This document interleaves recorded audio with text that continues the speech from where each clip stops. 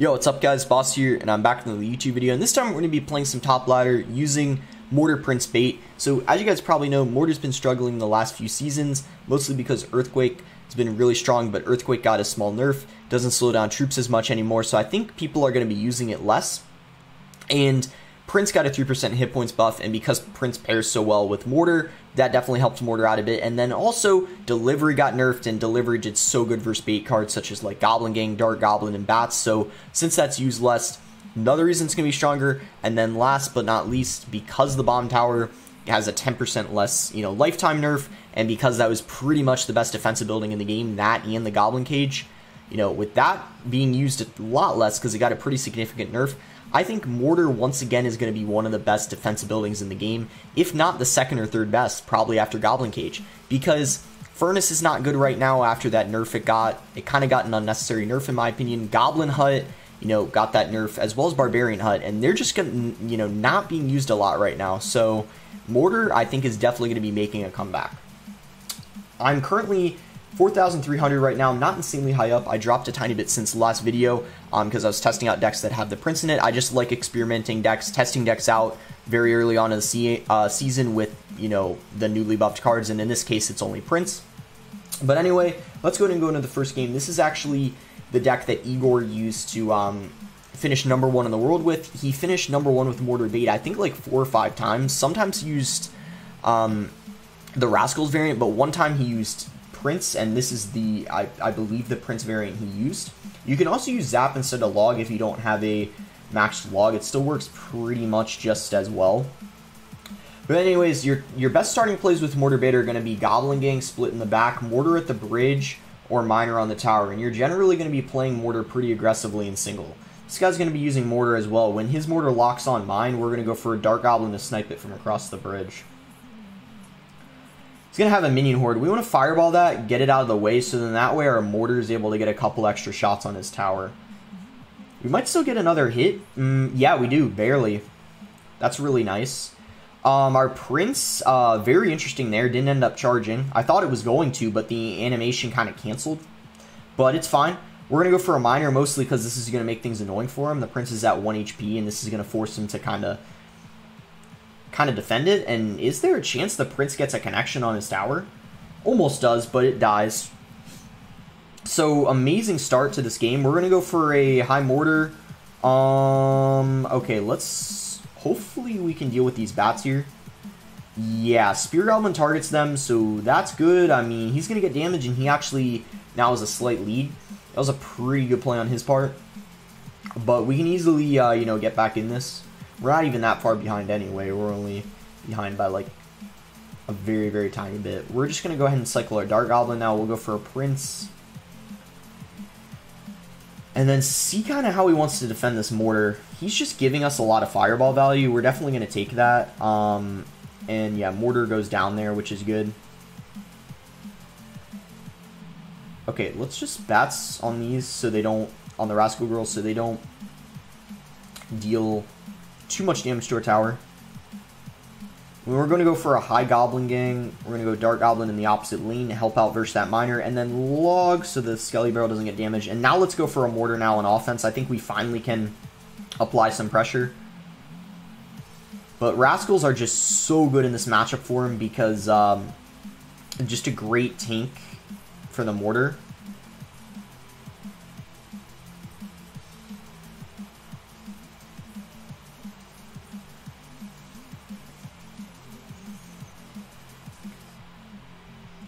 Let's log the Goblin Gang, try to get rid of it. Ooh, he played the Rascals right into the log.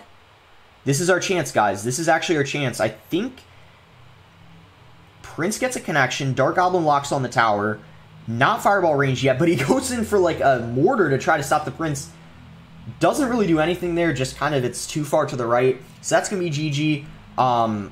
Yeah, Minion Horde doesn't take our tower. I should have been paying attention there and just fireballing the Minion Horde, but I knew it was over anyways. So nice win to start off the video versus a pretty similar deck. I mean, he had Minion Horde and Rascals, so it was a bit different. But, oh, and he also had Skeleton Barrel, so definitely a different Mortar variant. But we managed to break through, even though he had a lot of good answers to our Prince, such as the Goblin Gang and the Rascals. That log was definitely what won us the game. All right, let's go on to the next one here. work our way back to at least 5,800. Maybe I'll even go further than that this video. We'll see how far we can get. All right, we'll go for a miner to start off the game. He's going to go for a skeleton barrel. We're going to go for a high mortar to kind of pool that, and then also apply pressure at the same time. He's going to have a baby dragon, so not really sure what this is. Baby dragon, skeleton barrel, bar barrel. Could it be like golem clone? I mean, the only reason why I think that is I can't really think of another deck that has skeleton barrel besides and baby dragon, except golem clone, because, you know, skeleton barrel typically is in bait decks, you know, like fast cycle bait decks, but don't think it's golem if he has princess. It's just maybe some funky log bait deck. He has a couple of cards at level 12, skeleton barrel and goblin gang.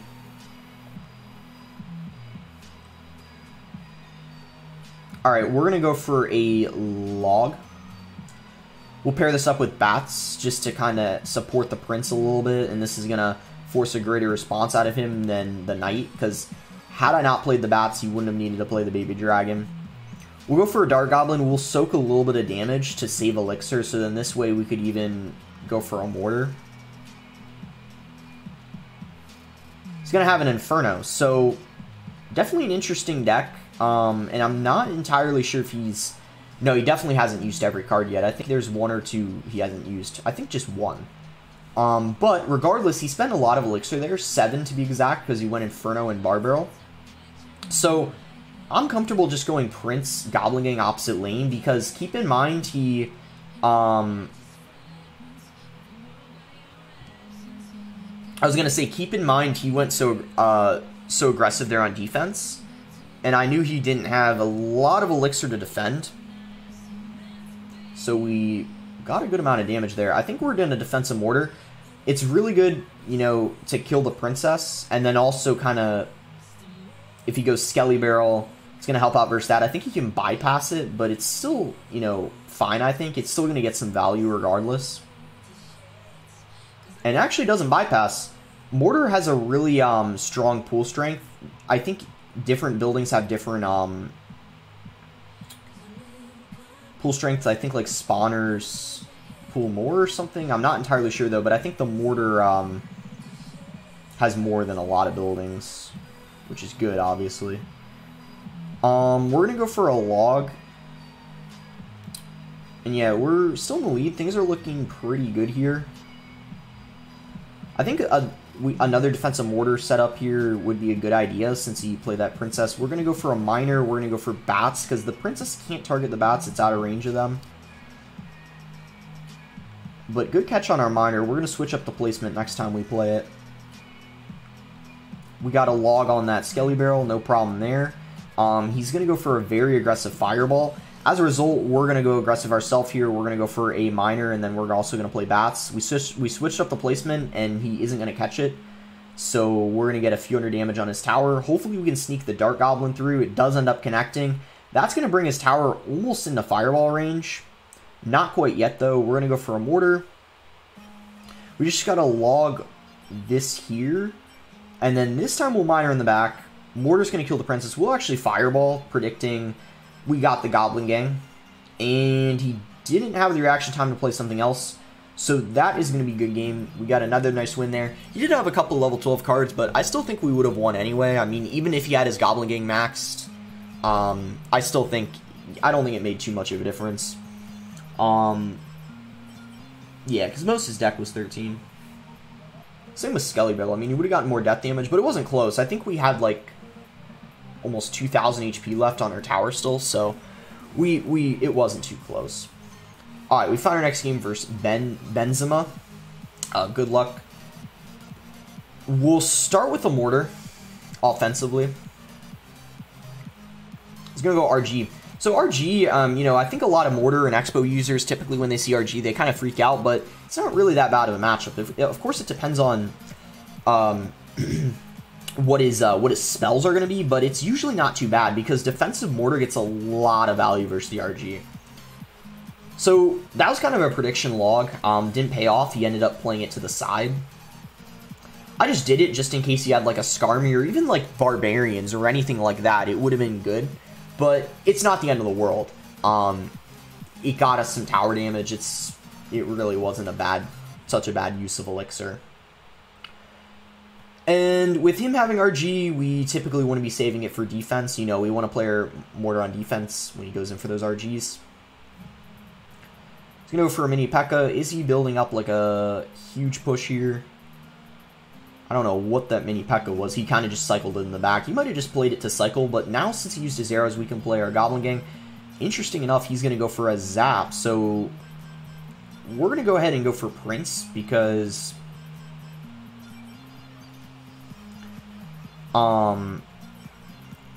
he didn't have that Zap in cycle. I knew the bats were going to get value. Oh my goodness, so he has Mega Knight RG. What in the world is this deck?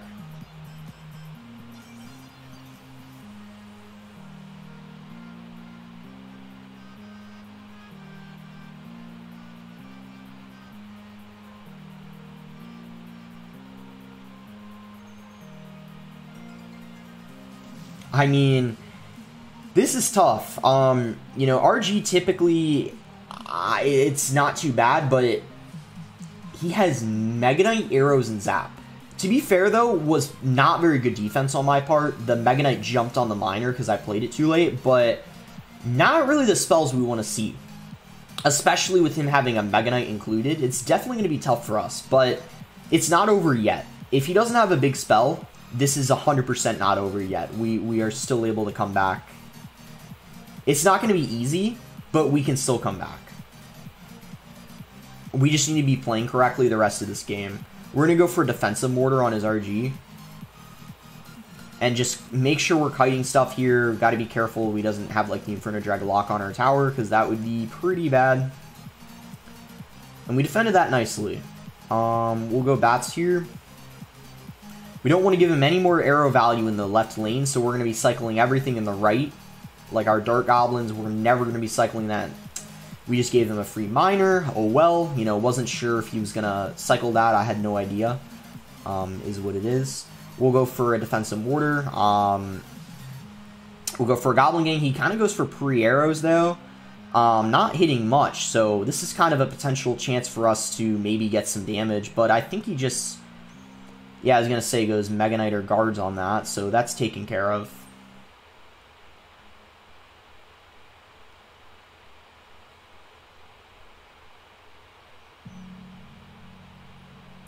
Well, here we go. Do we get this Prince to connect to the tower? Nope. He has enough for mini P.E.K.K.A. and then arrows, so no connection there. We're having a really hard time breaking through, obviously. We'll try to make an effort other lane, but, you know, obviously he just has Mega Knight in cycle. Just a lot of cards we really don't want to see. You know, Mega Knight's fine by itself. RG's fine by itself. Pretty much everything he's using is fine by itself.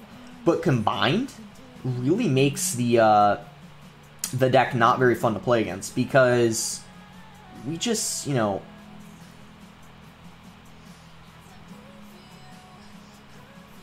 Again, not over yet. I don't want to count myself out of this.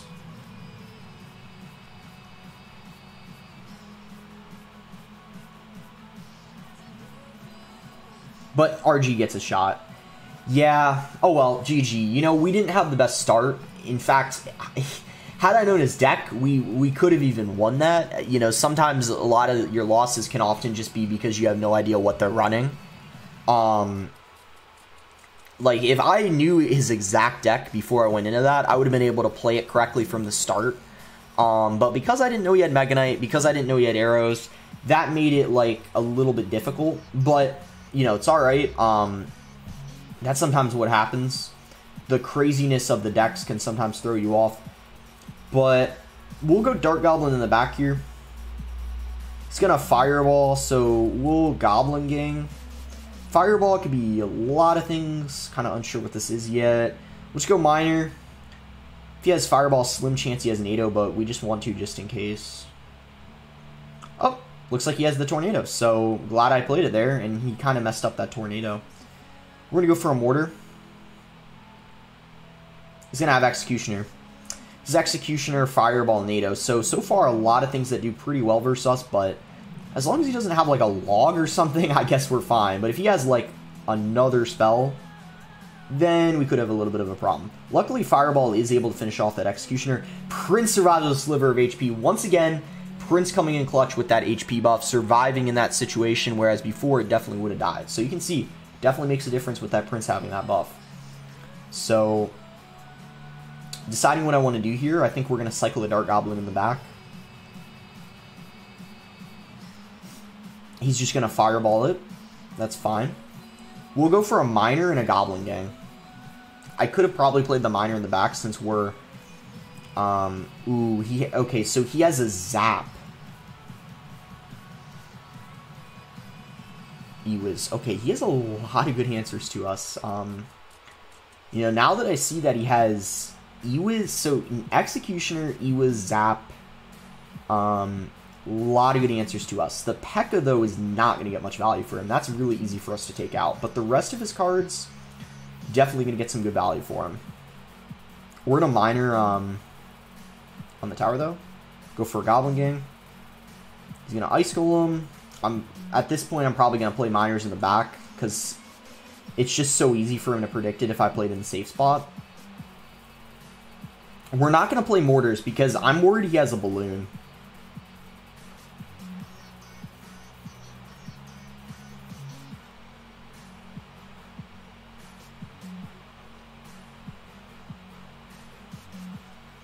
Don't know why, I just have a feeling he has a Balloon. It's either Balloon or Graveyard. Okay, that makes sense too. So, a fairly aggressive Graveyard on his end. Because now we have a nice counter push. We can even throw in a Goblin Gang, and I don't care if he activates King at this point. His Zap's out of cycle, we can play Bats. Ewis comes down, that's going to die quickly. He somehow has enough for a P.E.K.K.A. I was not expecting that after all that Elixir he played for him to have enough for a P.E.K.K.A, but he does. He gets it down in time. But now we can Prince, we can go for a Dark Goblin, and then go for a Mortar, and we should be able to overwhelm him. He once again goes for a Graveyard, a fairly aggressive one.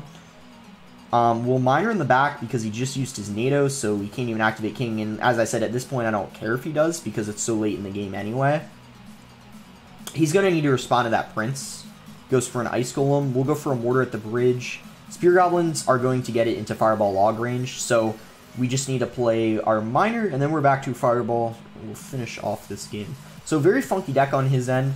We do have some good answers to the Graveyard, though, which is good. I mean, obviously we have the Goblin Gang, we have the Dark Goblin, and the Log. So we had some good answers to the Graveyard, good answers to the P.E.K.K.A, but he definitely had some great answers to us, you know, with him having the Executioner, the Tornado, the, you know, he had a bunch of, like, splash cards, sort of. Fireball as well. But yeah, we got a nice win there. Luckily, he didn't have, like, arrows. If he had arrows instead of the Fireball, that would have been really bad. Yeah, let's open this up and then go into the next game. I'm already maxed, so I don't need to strike anything. And yeah, we got back to 5,800, but let's keep going. We're still, you know, quite low. Again, it's early season, so it doesn't matter too much where we're ranked, but let's try to get up as high as possible. Probably play, you know, 1 or 2 more games, depending on... If this game's short, I'll do 1 more, but if it's a long game, this will be the last one. We'll go for a Miner to start the game off. He's going to have a Prince, so we'll cycle our own Prince, and then I think... You know, we're spending 8 Elixir, but I think it's worth it to keep our Prince alive, so we'll go for a Goblin Gang. Oh, he just zapped. Okay, so we're going to play Bats to support our Prince. And then we're going to go for a Dark Goblin to try to snipe this Ewis from across the bridge. Nice. Did we already win? Because that Giant got shredded on his side of the map. Wow, we already won just off of him using his spells incorrectly. Wow, what a crazy start. You saw what I did there. That's what you got to do when you're versing any kind of like Giant deck. You just punish them when they cycle something they shouldn't. Like if they go for Bats, or if they go for Zap on something irrelevant, just play your Bats then because they have nothing for it. I Mortar because his Giant's out of rotation. He's also down Elixir, and to be honest, I think he gave up. He unless he was down like 5 Elixir, I think he gave up. Yeah, he gave up. What a great start. So yeah, we'll definitely play 1 more. That was a really quick one.